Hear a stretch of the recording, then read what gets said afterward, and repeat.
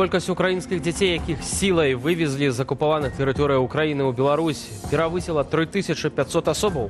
Такую інфармацыю агучыў кіраўнік Народнага антыкрызіснага ўправлення Павел Латушка. Вітаю ў аб'ектыве. З вами Віталь Бабін. Запрашаю на выданне і на пачатак коротка пра галоўнае. Дзве рэзалюцыі аб Украіне ў ОАН. Якая з іх будзе на карысць рэжыму Лукашэнкі? Мирное пагадненне по формуле Трампа для Лукашенко вельмі небяспечна. Ён іх не хоча. Пакуль Трамп чакае Зеленскага, ў Белым доме США і Расія зладзілі чарговыя перамовы ў Эр-Рыядзе.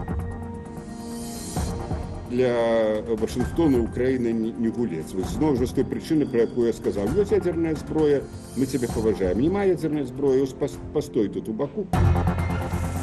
Перавыхаванне паводле метадычкі. Прарэктарка ПТУ пісала справаздачу пра студэнтаў у КДБ. Новы зліў ад кіберпартызанаў. Прарэктары па бяспецы гэта і з'яўляюцца супрацоўнікі КДБ. Упершыню за 3 гады паўнамаштабнай вайны у ОАН прынялі дзве рэзалюцыі аб Украіне. Лукашенка тым часам пралічвае варыянты замірэння, бо ад гэтага будзе залежаць і ягоная палітычная будучыня, і эканоміка, якую ён старанна пераарыентоўвае на Азію ды краіны трэцяга свету. Варыянтаў усцяж некалькі, але пра найбольш небяспечны для Беларусі і свету Юлія Цяльпук. Draft Resolution A/ES11/L10 is adopted. 93 дэлегаты ОАН прагаласавалі за украінскі варыянт рэзалюцыі дзеля міру ва ўкраіне і таксама 93 галасы за амерыканскую версію. У ёй упершыню за 3 гады няма ацэнкі дзеянняў Пуціна як агрэсіўных. Расіі падабаўся амерыканскі варыянт, але яна прагаласавала супраць. В отсутствие нашей поправки о необходимости искоренения коренных причин конфликта, а также после принятия европейских поправок, его суть оказалась полностью извращена. У Крамлі дапускаюць, што ЗША намовяць еўрапейцаў змягчыць фармулёўкі. Прапанаваная Трампам сцежка можа прывесці да міру, але якім коштам? Калі ў пагадненнях прызнаюць расійскімі захопленыя тэрыторыі і дэмілітарызацыю Украіны, Такі фармат небяспечны не толькі для самой Украіны, бо будзе азначаць яе банкротства і палітычнае, і стратэгічнае, а таксама гэта прывядзе да цяжкога ўнутрыпалітычнага крызісу, але таксама гэта банкротства дэмакратычнай супольнасці, якая павінна была б адстойваць ідэі і прынцыпы міжнароднага права, дэмакратыі і свабоды. На думку палітолага, гэта б змяніла палітычны парадак у свеце. Разбурэнне маналітнай аб'яднанай Еўропы на захадзе, на ўсходзе, кансалідацыя аўтарытарызму на чале з Расіяй. Якім было б месца Беларусі ў такім свеце? Мірнае пагадненне па формуле Трампа для Лукашенка вельмі небяспечна. Ён іх не хоча. Бо толькі ва ўмовах гэтага глобальнага супрацьстаяння паміж Захадам і Расіяй Лукашенко можа знайсці сабе сцежку лавіравання. Перспектывы для незалежнасці, перспектывы для нейкай суб'ектнасці, канешне, будуць на ўзроўні нуля. Магчымасці ў такіх умовах зрэалізаваць палітыку разгортвання на Захад проста будзе немагчыма. Пра палітычныя страхі Лукашенко маўчыць. Пра будучыню эканомікі разважае ў голас. Продовольствие будет постоянно дорожать. У перыяд санкцыяў ён пераарыентаваў экспарт на абслугоўванне расійскіх вайсковых патрэбаў ды імпартазамяшчэнне ў іншых таварах, агітуючы сяброўскія краіны згуртавацца ў будаўніцтве шматпалярнага свету. Днямі ён канстатаваў. Меняется ситуация. Где-то, наверное, нам на пользу, а где-то вряд ли.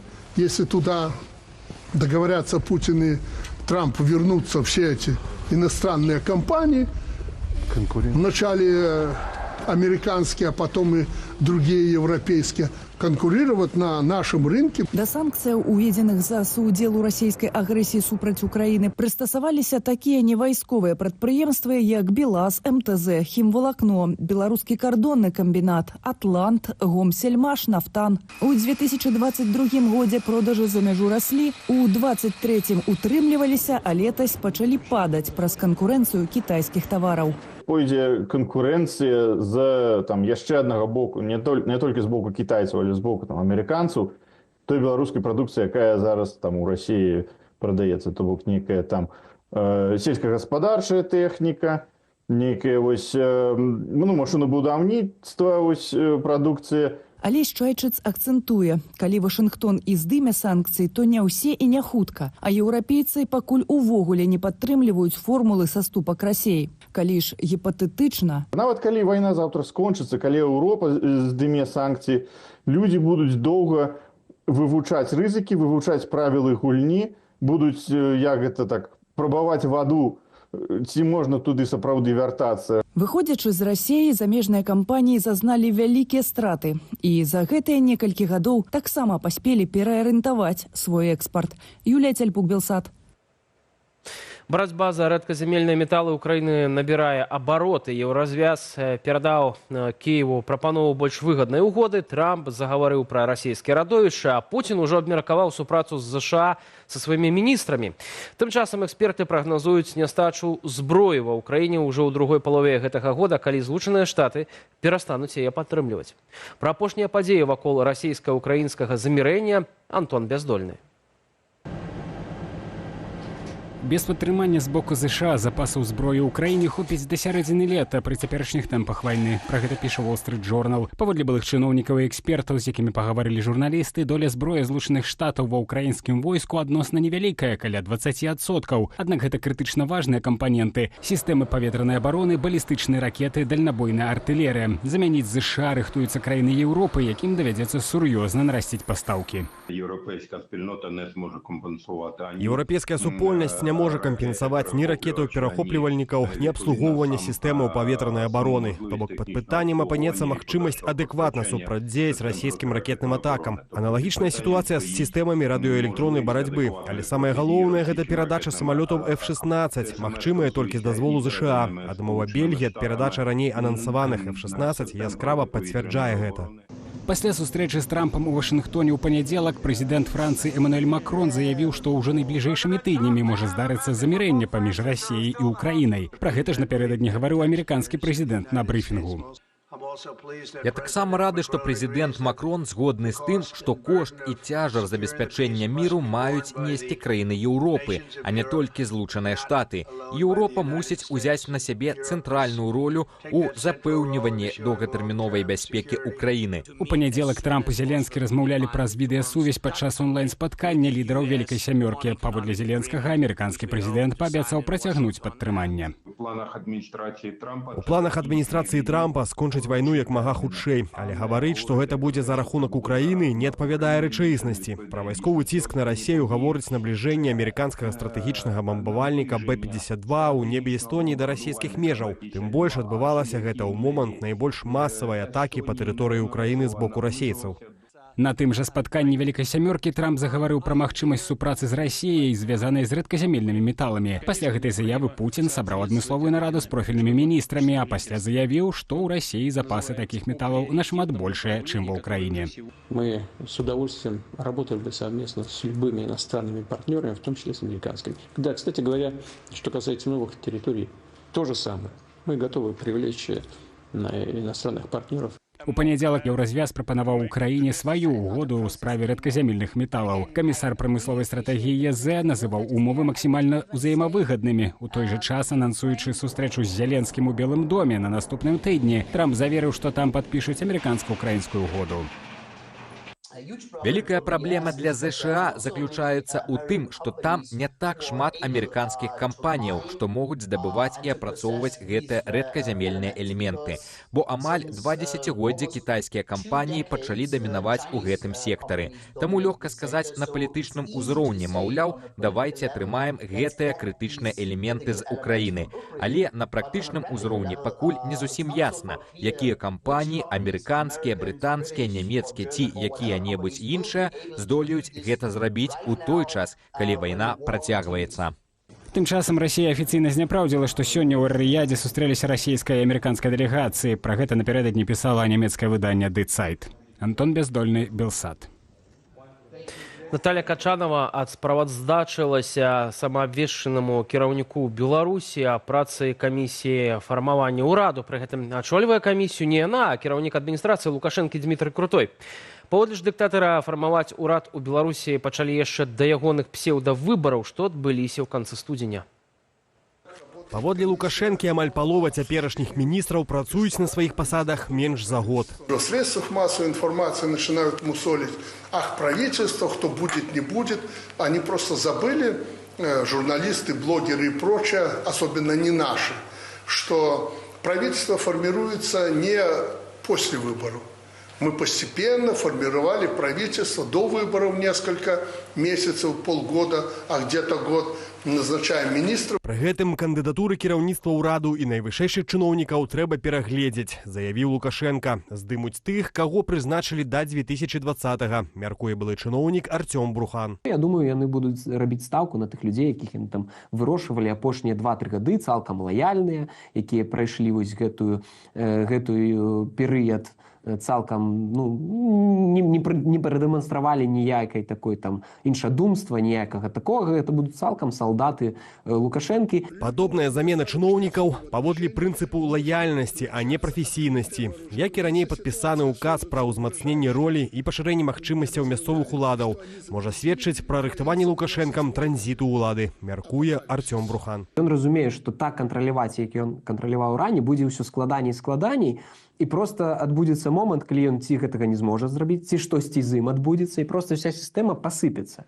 Ну і вось тут ён закладвае вось гэты фундамент на будучыню. Як будзе гэта ўсё працаваць, калі, напрыклад, яго не будзе, ці яго кантроль будзе паменшаны. Гаворачы агулам пра органы ўлады, Лукашенко перасцярог ад, цытата, чахарды ў органах улады і кіравання пры прыняцці заканадаўчых актаў. Пільнаваць парадак мусіць экспертная рада пры Савеце Рэспублікі, якую акурат ачольвае Наталья Качанова. Андрей Сульжыц, Белсат.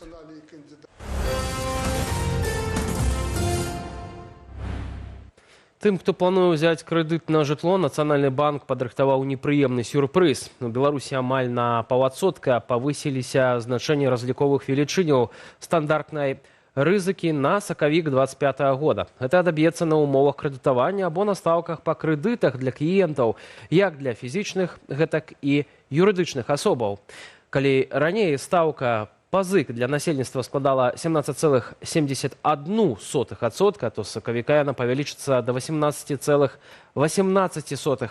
Апошні раз столь крэдытаў рэгулятар паднімаў летась у жніўні.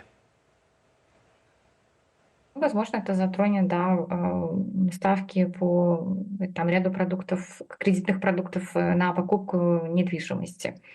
Вот, что, в принципе, мы и видели в последние месяцы, что ряд банков это осуществлял, это повышение. Ну а сейчас возможности подкрепляются еще и расширением этого коридора максимального со стороны Национального банка. Экскурсія ў жодзінскую турму і сустрэча з Олегам Гайдукевічам – гэта толькі некаторыя фрагменты выхаваўчага працэсу ў БДУ. Арганізоўвае іх прарэктарка ў справе ідэалогіі Ганна Бакун. Адна з ейных справаздачаў у КДБ трапіла ў рукі кіберпартызанаў. Што ж там у гэтым дакуменце, ведае Аліна Скрабунова. Беларускі дзяржаўны універсітэт справаздачыцца правядзенне сістэмнай ідэалагічнай працы са студэнтамі. Адпаведны дакумент, падпісаны прарэктаркаю БДУ ў справе выхавання Ганною Бакун, трапіў у рукі кіберпартызанаў. Это нарушение права на личную жизнь, на невмешательство в личную жизнь. Потому что из этого отчета видно, что, в принципе, студенты находятся под колоколом, не вольны в своих действиях и должны смотреть фильмы, посещать мероприятия, ездить в стройотряды, в которые им укажут, в те, которые они хотят смотреть, ездить или посещать.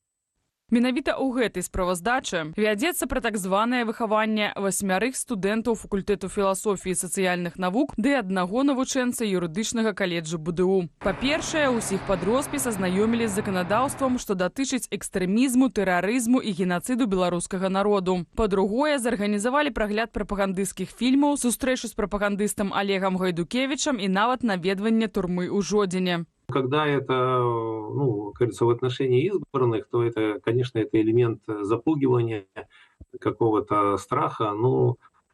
Сколько они продержат этого джина из бутылки? Закончит он БДУ и пойдет работать, пойдет во взрослую жизнь, КГБ тоже будет там за ним наблюдать. Нет, он вырвется на свободу и вырвется с еще, как говорится, большим энтузиазмом. Асобу аўтара гэткай выхаваўчай сістэмы, прарэктаркі БДУ Ганны Бакун, раскрываюць кіберпартызаны. Маўляў, яна даносіць не толькі на студэнтаў, але і на калегаў з правільнымі поглядамі. Ей явно не хватает власти какой-то. Ну, в общем, скандализм тот, о котором мы говорили, он реально проявляет себя. Тут глубокие психологические проблемы есть у человека. Вот. Ощущение, что кругом враги, и что ее все пытаются как-то принизить и настроены к ней враждебно. Супраца вышэйшых навучальных установаў з КДБ узмацнілася пасля пратэснага з 2020 года.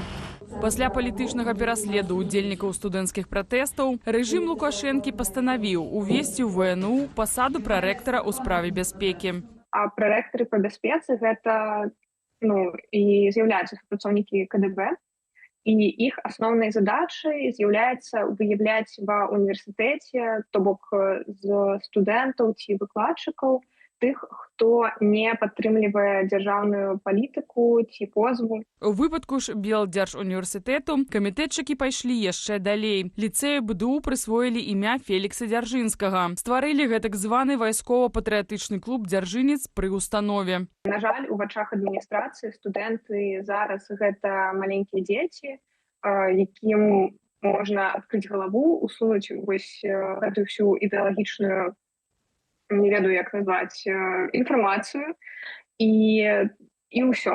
Але калі б гэта ўсё было так лёгка, то у Беларусі б не адбывалася зараз тая уцяжка мазгоў на захад, якая вось ёсць.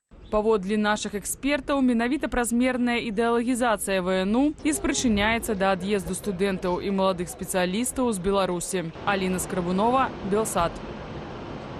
А цяпер узнагарода для лепшых незалежных навукоўцаў. Бізон Гіггс, першая народная прэмія ў галіне дакладных і прыродазнаўчых навук і арганізатар беларускамоўны часопіс «Памылка». Ён заснаваны ў 2023 годзе у Польшы як платформа для незалежных навукоўцаў, якія ствараюць важныя працы ў розных галінах.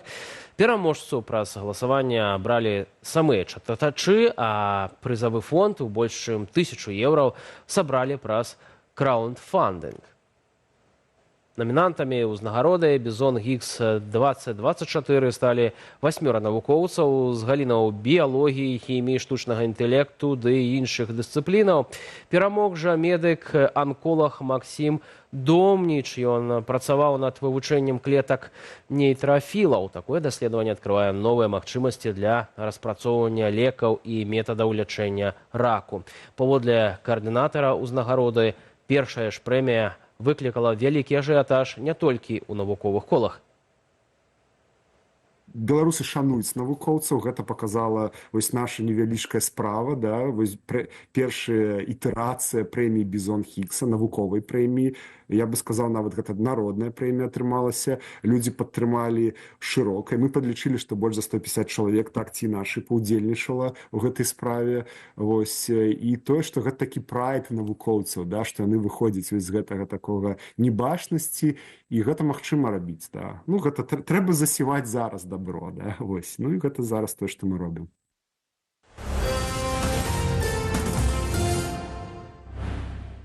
Лёгкае паляпшэнне здароўя, але сітуацыя застаецца сур'ёзная. Гэткае паведамленне медыкаў адносна стану папы Францішка, які змагаецца з двухбаковай пнеўманіяй. Паводле Ватыкану, пантыфік адпачываў усю ноч, а напярэдадні аднавіў працоўную дзейнасць і патэлефанаваў пробашчу парафіі ў Газе. Далей апавядзе Ірына Дарфійчук.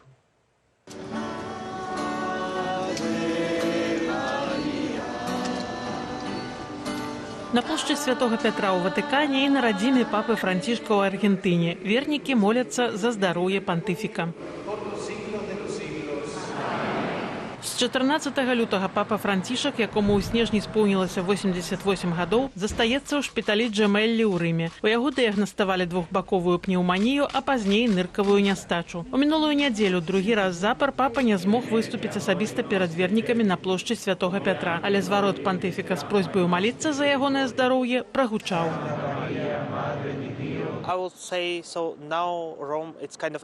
Я сказаў бы, што цяпер Рым нейкі пусты. Адчуваецца нават у паветры, што нешта адбываецца са здароўем папы. І многія пілігрымы таксама не вельмі радасныя ад гэтага. Ён даволі сучасны папа, і гэта добра для каталіцкага касцёлу, таму было б шкада яго страціць.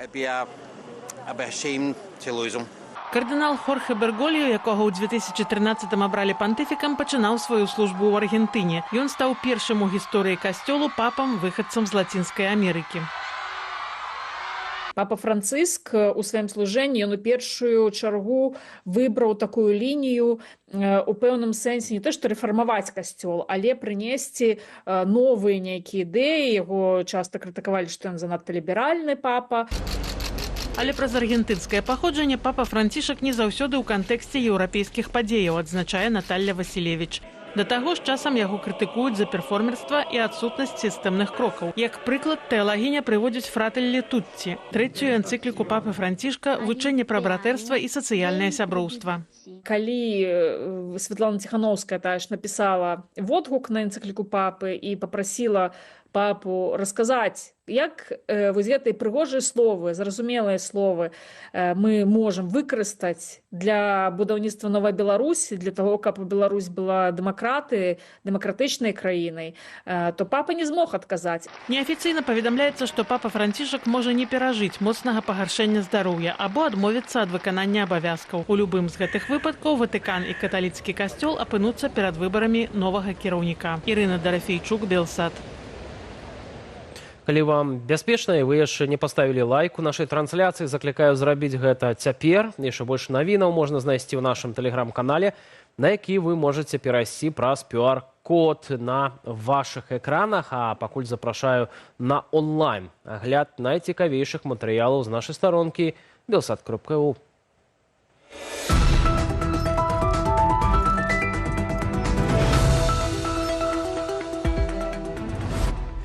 Стан папы Францішка стабільна крытычны. Неафіцыйна паведамляюць, што ён можа не перажыць моцнага пагаршэння здароўя або адмовіцца ад выканання абавязкаў. У любым з гэтых выпадкаў Ватыкан і каталіцкі касцёл чакаюць выбары новага кіраўніка. Журналісты сайту belsat.eu даведаліся, што адбываецца, калі святы пасаду робяцца вакантнай. Пры такім раскладзе калегія кардыналаў збярэцца на канклаў у Сікстынскай капэле. Яны будуць галасаваць, пакуль адзін з прэтэндэнтаў не набярэ неабходнай большасці. Сярод магчымых пераемнікаў Францішка прадстаўнікі розных нацыянальнасцяў і кантынентаў, як кансерватары, гэтак і рэфарматары. А працэдуры выбараў, фаварытаў і пра падводныя камяні ў гэтым працэсе чытайце ў эксклюзіўным матэрыяле на сайце Белсату. Украінцы не толькі змагаюцца з ворагам, але і расказваюць пра змаганне праз відэагульні. За 3 гады поўнамаштабнай вайны яны выпусцілі сотні такіх гульняў, ад шутэраў і стратэгіяў да эмацыйных гісторыяў, створаных у бомбасховішчах.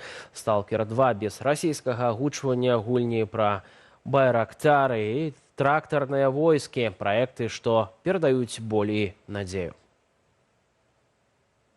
Усё гэта ўжо сталася часткай культурніцкага фронту Украіны. Напрыклад, на апошняй канферэнцыі Games of War распрацоўнікі і даследнікі з усяго свету абмяркоўваюць, як гульні перадаюць досвед вайны. Як менавіта Украіна праз гульні тлумачыць свету, што адбываецца на фронце. Чытайце ў матэрыяле калегі Алеся Наваборскага на сайце belsat.eu.